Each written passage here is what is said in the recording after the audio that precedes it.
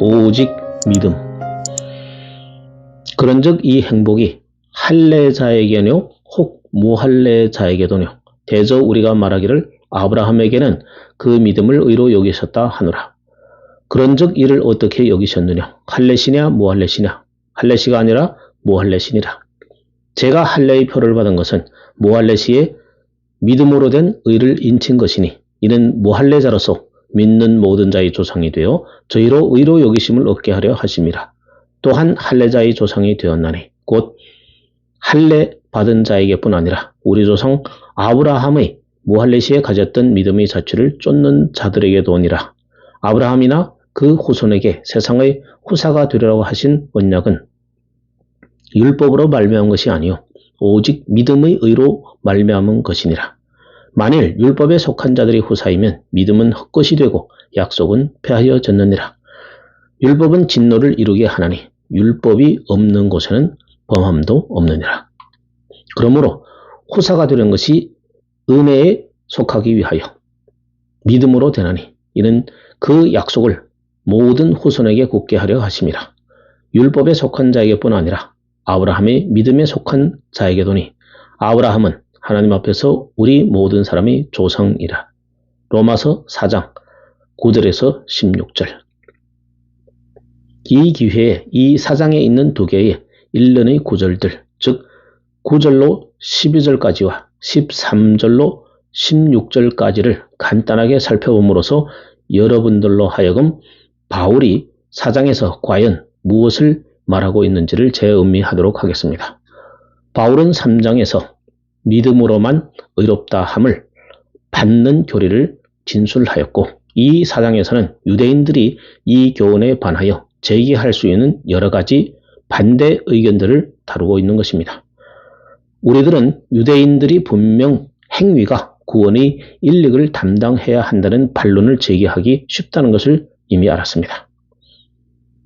바울 사도는 이미 1절과 5절에서 이 문제를 특별하게 다루었던 것입니다. 거기서 그는 아브라함이 행위로서가 아니고 믿음으로 말미암아 의롭다함을 얻었다는 것을 아주 명백하게 보여주었던 것입니다. 그런 다음에 시편 32편에 역시 이 교리를 어떻게 뒷받침하고 있는가를 계속 증명했습니다. 지금 우리가 다루려고 하는 대목에서 바울은 두 가지의 더 심각한 반대를 대처해내고 있습니다. 첫 번째 반대는 9절로 12절까지에서 다루어지고 있는데 거기서 그는 행위가 그렇게 본질적으로 중요한 것이 아니라 할지라도 필수적인 것이긴 하다는 주장을 논박하고 있는 것입니다.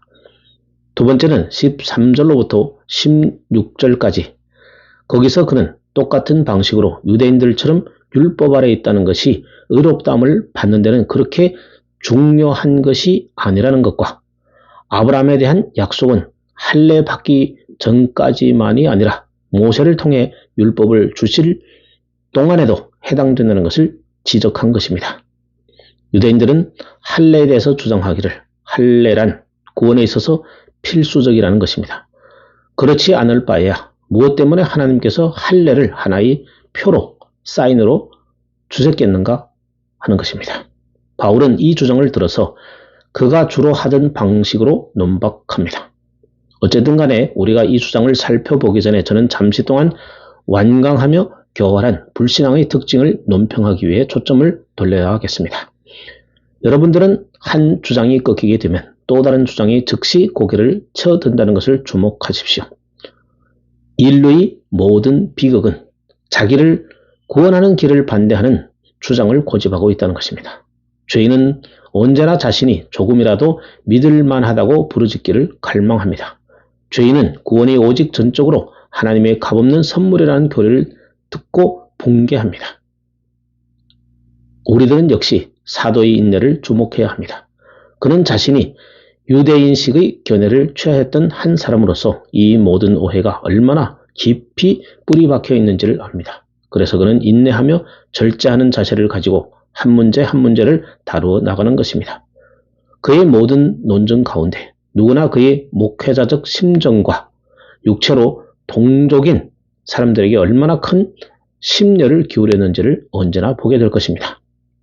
우리는 이제 본문으로 돌아가서 9절에서 바울이 그 문제를 다음과 같이 진술한 것을 발견하게 됩니다.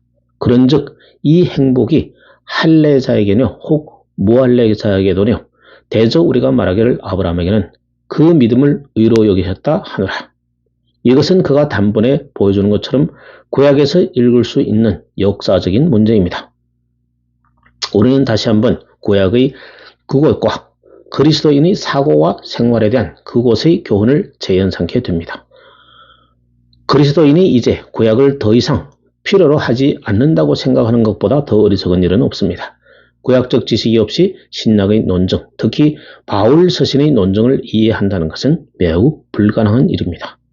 왜냐하면 신약의 논증들은 구약에서 발견되는 역사에 깊이 뿌리박고 있기 때문입니다. 이 구절에서 제기된 문제에 대한 바울의 답변은 10절에서 명료하고 윤곽이 뚜렷하게 나타나 있습니다. 그리고 그것은 아브라함이 의롭다 하심을 받은 것이 할례를 받았을 때가 아니고 무할례 가운데서라는 취지입니다.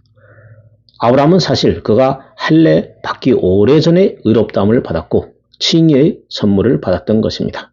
하나님의 의는 그가 할례 받기 14년 전에 믿음으로 말미암아 그에게 전가되었던 것입니다. 어느 의미에서는 더 이상 말할 필요가 없습니다. 그러나 바울은 계속해서 11절과 12절에서 왜 할례가 주어졌던가를 이해하는 데 도움을 줄 만한 이유를 부연합니다. 지금 두 절 가운데서 주창된 주장이 가장 중요하고 참으로 놀라운 것입니다. 저는 그 말씀들이 소리내어 읽기 좋은 진술들 가운데 하나라고 생각합니다. 왜냐하면 그렇게 함으로써 그것을 이해할 수 있기 때문입니다. 바울이 인간의 마음속을 얼마나 잘 아는지요.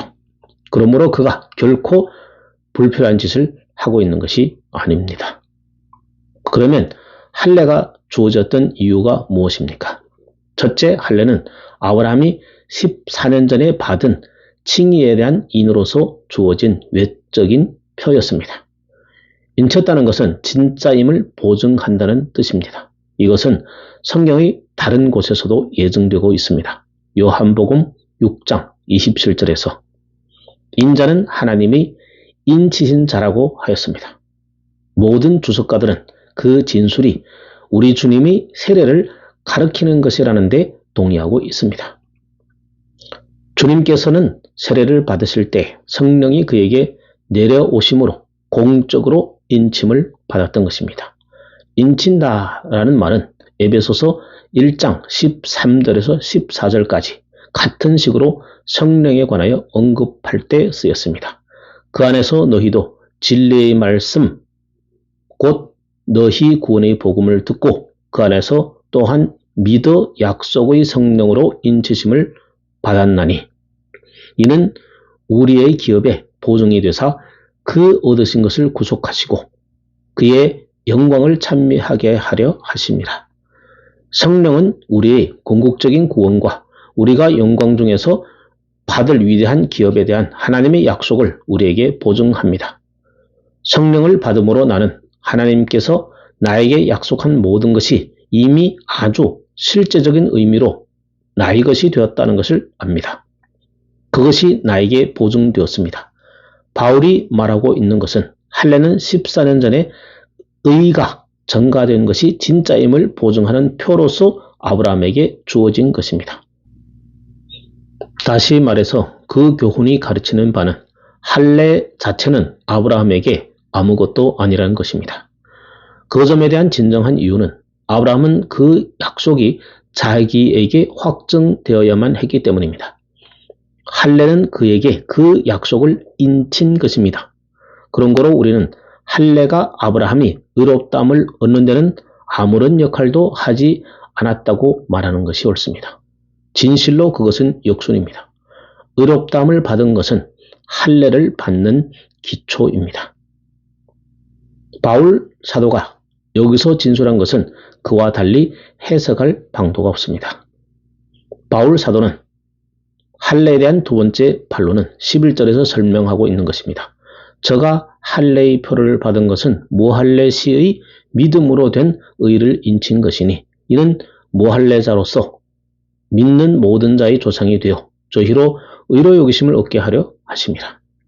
그럼 이 말씀은 무엇을 의미합니까? 중점적으로 나타내 보이는 것은 아브라함이 모든 믿는 자의 조상이라는 것입니다. 그는 조상이요, 표본이요, 원본이요, 대족보 가운데 제1인자입니다. 그것을 다른 방식으로 표현한다면 하나님께서 의를 정의하시고 사람이 의롭다함을 받는 원리를 드러내어 선언하는 것이 아브라함의 경우에서라는 것입니다. 우리들은 아브라함이 의롭다함을 받은 첫 번째 사람이라고는 생각지 말아야 합니다. 그것은 어불성설입니다. 아벨, 에녹, 노아와 같은 다른 사람들도 하나님 앞에서 동등하게 의롭다 하심을 받은 것입니다. 그러나 하나님께서는 사람들을 의롭다 하시는 방법을 뚜렷하고 노골적으로 확정시킨 최초의 경우는 아브라함에게서였습니다. 그것은 언제든지 하나님의 방식이었지만 전에는 그것이 법률적인 방식으로서는 선언되지 않았던 것입니다. 그러나 바울은 그것으로만 끝내지 않았습니다. 그는 우리가 그렇게 심오한 교훈을 얼마나 쉽게 오해하기 쉬운가를 알고 있었습니다. 그래서 바울은 아브라함의 자녀들이란 정확히 말해서 누구인가를 정의함으로써 그것을 더욱 상세하게 설명하는 것입니다. 여기서 우리는 두 진술을 살펴봐야 합니다. 첫째 진술은 11절 하반절에서 찾을 수 있습니다. 이는 무할례자라서 믿는 모든 자의 조상이 되어 저희로 의로 여기심을 얻게 하려 하심이라. 여기서 분명하게 바울은 특별히 무할례자인 이방인들에 대해서 언급하고 있습니다. 그가 이 점을 강조하는 것은 유대인들이 할례받지 못한 사람들은 도저히 의롭다함을 받을 수 없다는 견해를 취하였기 때문입니다. 그러므로 그는 아브라함이 무할례자라 할지라도 모든 믿는 자의 조상이라는 것을 분명하게 가르칩니다. 바울이 제시하는 증거는 아브라함 자신이 아직 무할례자로 있을 때 할례받기 14년 전에 믿음으로 말미암아 의롭다함을 받았다는 진술에서 나타나 있습니다.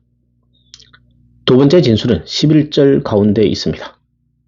또한 할례자의 조상이 되었나니 곧 할례 받을 자에게 뿐만 아니라 우리 조상 아브라함이 무할례 시에 가졌던 믿음의 자취를 쫓는 자들에게도니라.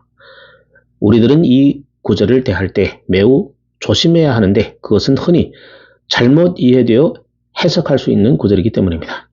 어떤 사람들은 이 구절이 할례자들과 믿는 자들을 모두 의미하는 것으로 생각합니다. 그럴 수는 없습니다. 왜냐하면 만일 그렇게 하면 그것은 이미 말한 것의 중복이며 단순히 부분적인 반복일 뿐입니다.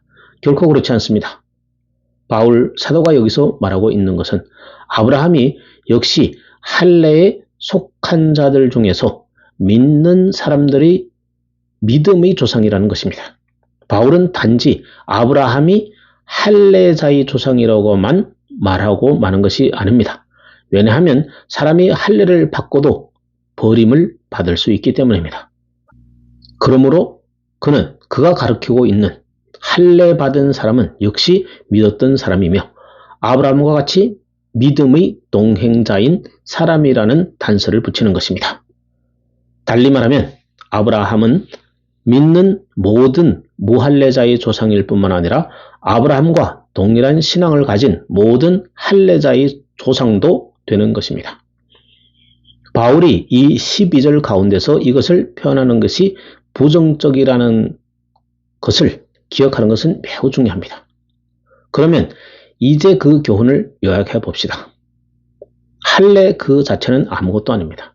할례 받는다는 것은 그 자체에는 어떤 효력도 없습니다. 바울은 이 점을 갈라디아서 5장 6절에서 아주 분명하게 진술하고 있습니다.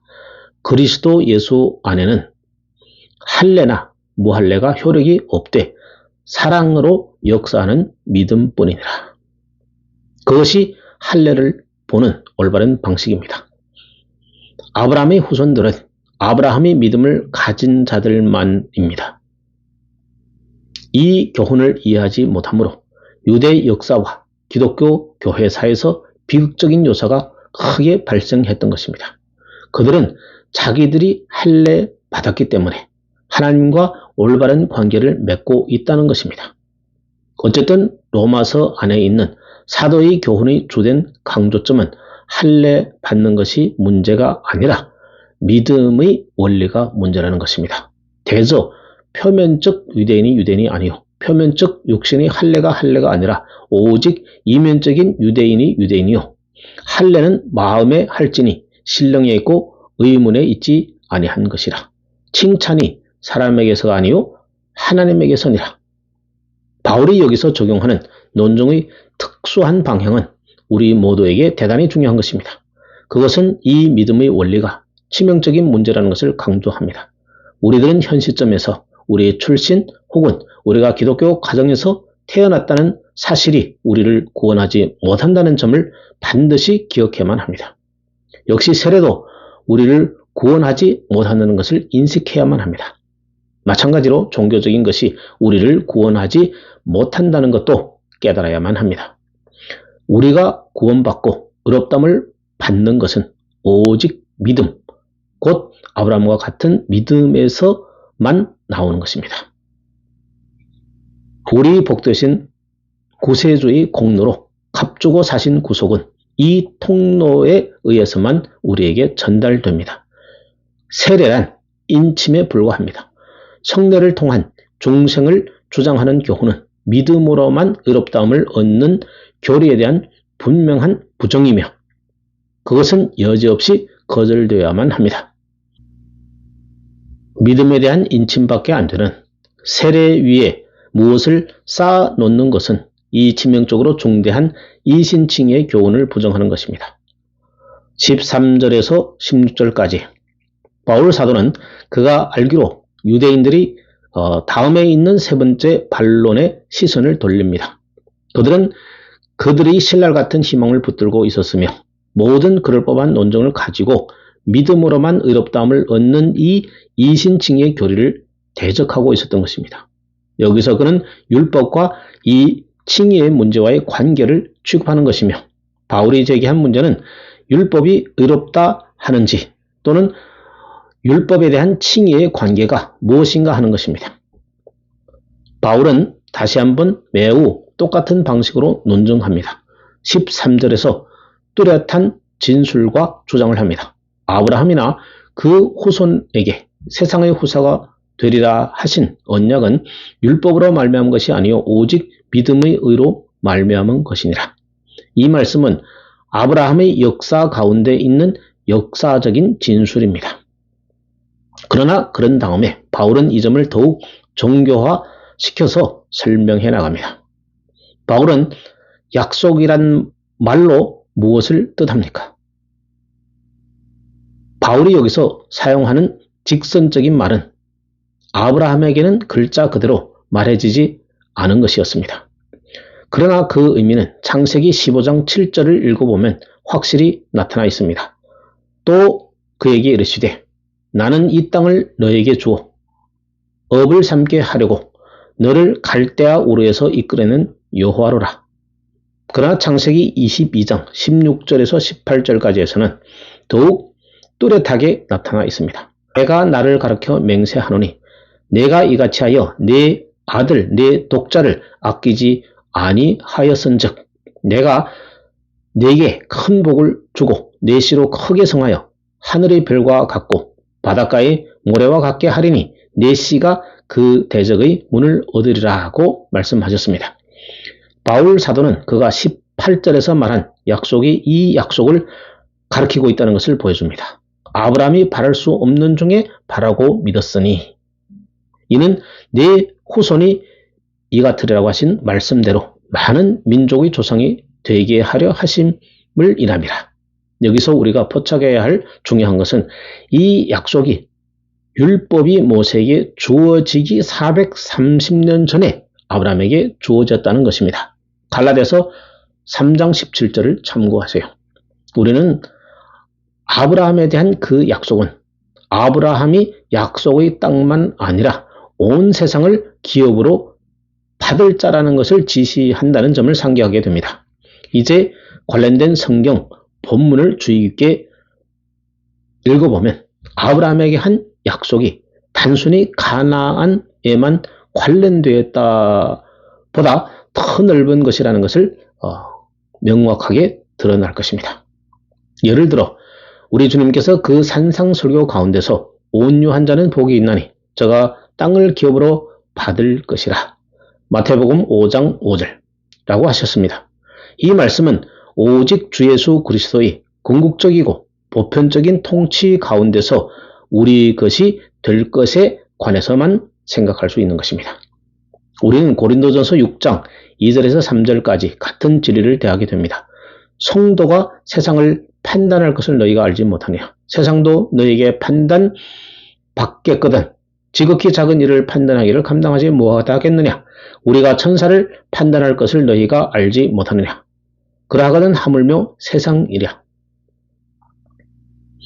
그러므로 아브라함에게 한 이 약속은 약속된 땅에 대해서만 한정되어서는 안 된다는 것입니다. 그것은 온 땅에 미치는 것입니다.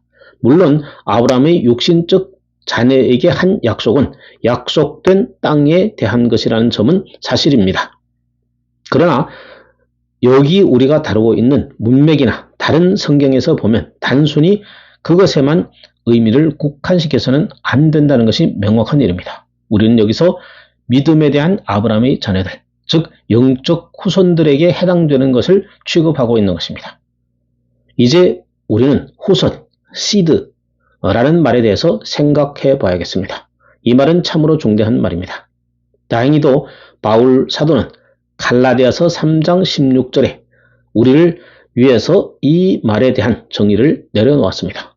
이 약속들은 아브라함과 그 자손, 시드에게 말씀하신 것인데 여럿을 가르쳐 그 자손들이라 하지 아니하고 오직 하나를 가르쳐 네 자손이라 하셨으니 곧 그리스도라. 이 말씀에서 우리는 이 말에 대한 참된 해석을 얻게 됩니다.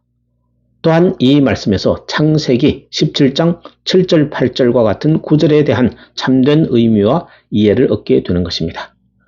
내가 내 언약을 나와 너와 네 대대 후손의 사이에 세워서 영원한 언약을 삼고 너와 네 후손의 하나님이 되리라. 내가 너와 네 후손에게 너희 오가는 이 땅, 곧 가나안 일경으로 주어 영원한 기업이 되게 하고 나는 그들이 하나님이 되리라. 궁극적으로 예수 그리스도에 관한 것입니다. 그리스도는 시드이며 후손입니다. 우리는 그리스도 안에 있음으로서만 아브라함의 후손입니다. 우리에게 임한 모든 커다란 약속들은 오직 우리가 그 안에 있음으로만 가능한 것입니다.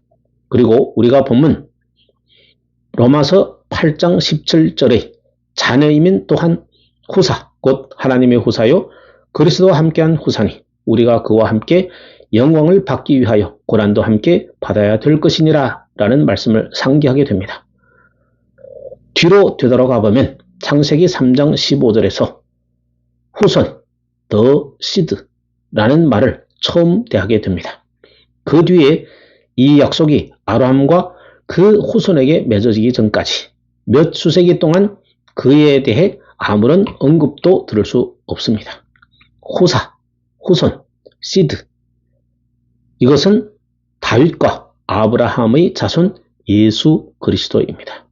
우리가 언제나 명심해야 할 것은 우리를 아브라함의 후손이 되게 하고 그럼으로써 약속에 따라 상속인이 되게 하는 것은 그리스도 안에 존재하는 것입니다. 우리는 그 약속을 팔레스틴 땅에만 국한시켜서는 안 됩니다. 또한 약속의 후사들은 단지 자연적인 아브라함의 육신상의 후손들인 유대인들만이라고 생각하지 말아야 합니다. 우리가 기뻐해야 할 것은 에베소서 2장 12절 13절에서 나타난 우리에 대한 말씀입니다. 그때에 너희는 그리스도 밖에 있었고 이스라엘 나라 밖의 사람이라 약속의 언약들에 대해 외인이요 세상에서 소망이 없고 하나님도 없는 자이더니 이제는 전에 멀리 있던 너희가 그리스도 예수 안에서 그리스도의 피로 가까워졌느니라. 역시 에베소서 3장 5절 6절에서 바울은 비밀에 관한 계시를 언급하면서 이제 그의 거룩한 사도들과 선지자들에게 성령으로 나타나신 것 같이 다른 세대에서는 사람의 아들들에게 알게 하지 아니하셨으니 이는 이방인들이 복음으로 말미암아 그리스도 예수 안에서 함께 후사가 되고 함께 지체가 되고 함께 약속의 참여자가 됩니다. 이 약속은 위대하고 놀라운 약속입니다. 그것은 유대인에게나 팔레스틴 땅에만 해당되는 것이 아닙니다. 참된 영적 자녀들, 즉 믿음의 자녀들 모두에게 해당되는 것입니다. 우리는 이제 더 이상 이 일들을 유대인, 이방인, 할례자와 무할례자, 율법 아래 있는 자들이나 밖에 있는 자들이 구분된 차원에서 생각하지 말아야 합니다. 그리스도 예수 안에는 이방인이나 유대인이나 할례자나 무할례자나 야만인이나 미개인이나 남자나 여자나 종이나 자유자나 분별이 없느니라. 골로새서 3장 11절, 갈라디아서 3장 28절. 하나님께 감사하리로다. 의롭다함을 받은 것은 오직 믿음으로 말미암으며 그 외에 다른 어떤 조건에 의해서도 결정되어지지 않습니다. 바울 사도는 앞으로 이 논증을 율법에 관련시켜 더욱더 상세하게 다루어 나갈 것입니다. 아멘.